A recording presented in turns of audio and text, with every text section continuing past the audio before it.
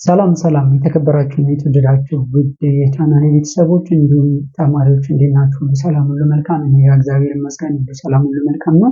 እንግዲህ ውድ ቤተሰብ ከዚህ በፊት እንደምታስታውሱት እንግዲህ የስድስተኛ ክፍል አካባቢ ሳይንስ መልቀቂያ ፈተና 2016 ላይ የተፈተኑትን ክፍል 3 ለቅቄላችሁ ነበረ። ዛሬ ደግሞ በክፍል 4 ተመልሼ መጥቻለሁ ማለት ነው።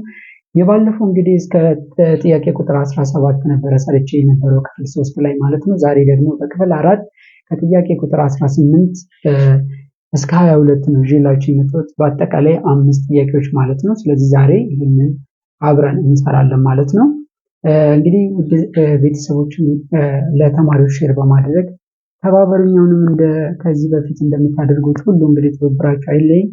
ምክንያቱም ተማሪዎች እንግዲህ ቅርብ ከስምንተኛ ክፍል በኋላ በሚቀጥሉት ሳምንታት ስምንተኛ ክፍል ይፈተናሉ። ከዛ ቀጥሎ የስድስተኛ ክፍል ነው የሚሆነው ማለት ነው። ስለዚህ ልጆች እንግዲህ ይህ ቪዲዮ ሊደርሳቸው የሚገባው ከወዲሁ ነው። ከመፈተናቸው በፊት መሆን አለበት። ከተፈተኑ በኋላ ምንም ዋጋ የለውም ማለት ነው። ስለዚህ እናንተ ደግሞ እንግዲህ ሼር በማድረግ የበኩላችሁን ኃላፊነት እንድትወጡ ያሳሰብኩኝ። አሁን በቀጥታ ወደ ጥያቄው እመጣለሁ ማለት ነው። እዚህ ጋር እንደምትመለከቱት እንግዲህ የአዲስ አበባ ከተማ አስተዳደር ትምህርት ቢሮ የስድስተኛ ክፍል አካባቢ ሳይንስ መልቀቂያ ፈተና 2016 ዓ.ም ክፍል 4 ይላል። ጥያቄ ቁጥር 18 ከምስራቅ አፍሪካ ሀገራት ከማዕድናት የሚገኙ ምጣኔ ሀብታዊ ጥቅም ያልሆነው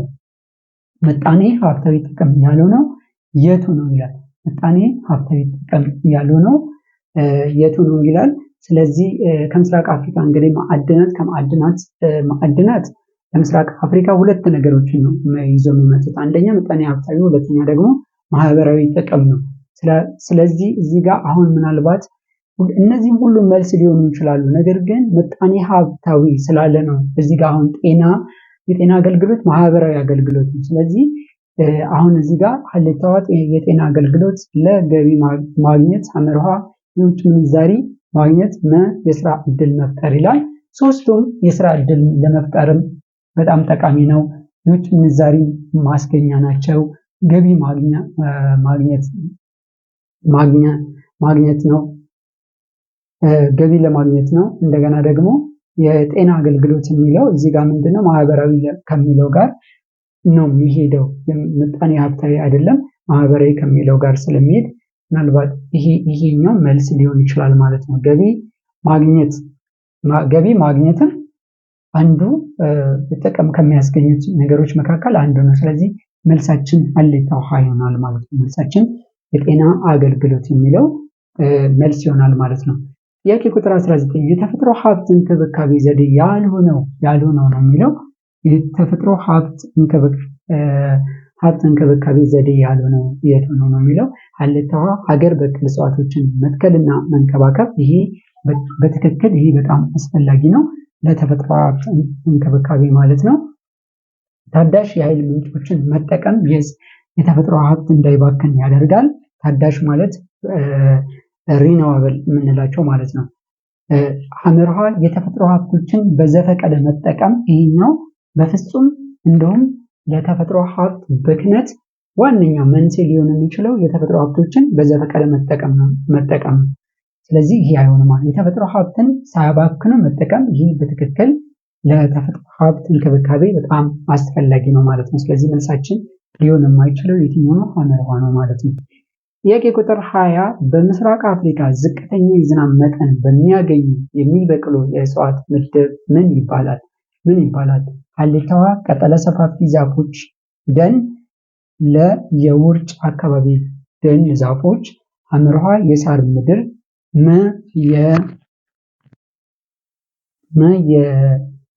የሞቃት በረሃ እጽዋት።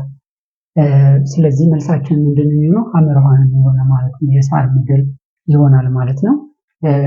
ጥያቄ ቁጥር 21 ከሚከተሉት ውስጥ የማዕድንና ሀገሩ በትክክል ያልተጣመረው የትኛው ነው ይላል። ወርቅ ኢትዮጵያ ትክክል ነው። ይሄ መዳብ ኬንያ፣ ይሄ ትክክል አይደለም። ምክንያቱም ኢትዮጵያ፣ ኬንያ እና ታንዛኒያ ወርቅ ነው በብዛት የሚያመርቱት። ስለዚህ ታንዛኒያም ትክክል ነው፣ ወርቅ ነው ታመርተው። መዳብ ዛምቢያ በትክክል የመጀመሪያ የምታመርተው ዛምቢያ መዳብ ነው። ስለዚህ መልሳችን የሚሆነው የትኛው ነው ማለት ነው? ለ ነው ማለት ነው።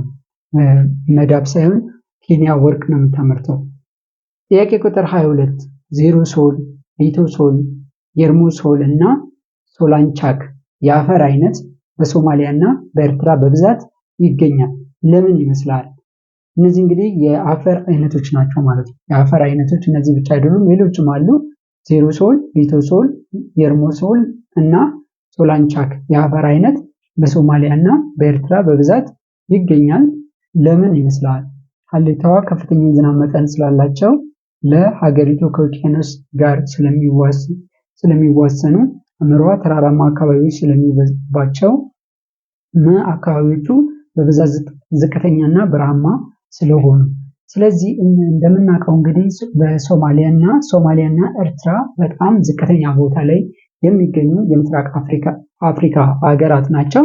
ስለዚህ ዝቅተኛ ቦታ ላይ በመገኘታቸውም ደግሞ እነዚህ አፈሮች ይገኛሉ ማለት ነው፣ እዚያ አካባቢ ማለት ነው። ስለዚህ አካባቢዎቹ በብዛት ዝቅተኛና በረሃማ ስለሆኑ እነዚህ ዜሮሶል፣ ሊቶሶል፣ የርሙሶል እና ሶላንቻክ የሚባሉ የአፈር አይነቶች እዚያ አካባቢ በብዛት ይገኛሉ ማለት ነው። ስለዚህ መልሳችን ምንድን ነው የሚሆነው ማለት ነው? ና ይሆናል ማለት ነው። ና ይሆናል። እንግዲህ ውድ ቤተሰብ ስለተከታተላችሁን እጅግ አድርጌ አመሰግናለሁ። እንግዲህ ለልጆች ሼር በማድረግ እንድትተባበሩኝ በድጋሚ ያሳስባለሁ። ከኔ ጋር ስለቆያችሁ እጅግ አድርጌ አመሰግናለሁ።